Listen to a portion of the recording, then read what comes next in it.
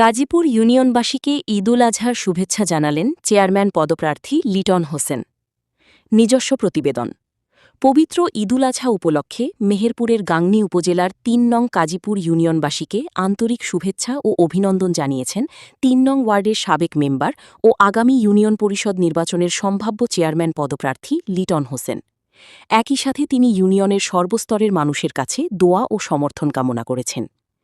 এক শুভেচ্ছা বার্তায় লিটন মেম্বার বলেন, আমি দীর্ঘদিন ধরে জনগণের পাশে থেকে কাজ করছি। সাবেক মেম্বার হিসেবে যেভাবে মানুষের সুখে দুঃখে পাশে ছিলাম, এখনও আছি। ভবিষ্যতেও চেয়ারম্যান নির্বাচিত হয়ে সাধারণ মানুষের সেবক হিসেবে আজীবন পাশে থাকতে চাই।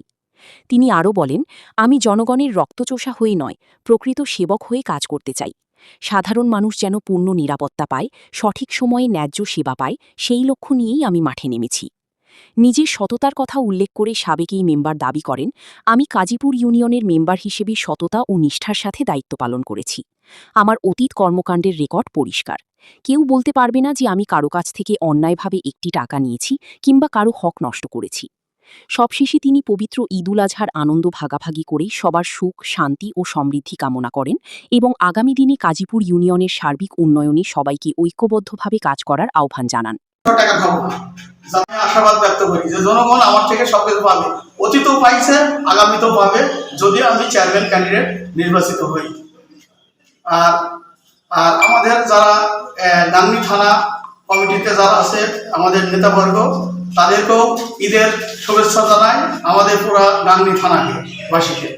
আর দলের যারা নেতাবর্গ আছে তারাও জানে যে লিটন মেম্বার এরকম জনপ্রিয়তা। অবশ্যই আমি চাই যে আমার জনপ্রিয়তা যদি থাকে, অবশ্যই আমাকে যেন চেয়ারম্যান ক্যান্ডিডেট ম্যাগনেট আমাকে যেন দেয়, যাতে আমি তাদের মাঝে থাকতে পারি। আর আমার অবশ্যই জনপ্রিয়তা যাচাই করবে কাজীপুর ইউনিয়নে। যদি আমার জনপ্রিয়তা থাকে তাহলে সবাই মিলে, সব নেতাবর্গ মিলে, সব গ্রুপ মিলে যাতে আমাকে জয়যুক্ত করে, এই আশাবাদ আমি ব্যক্ত করে তাহলে আমার এখানে বক্তব্য শেষ করছি।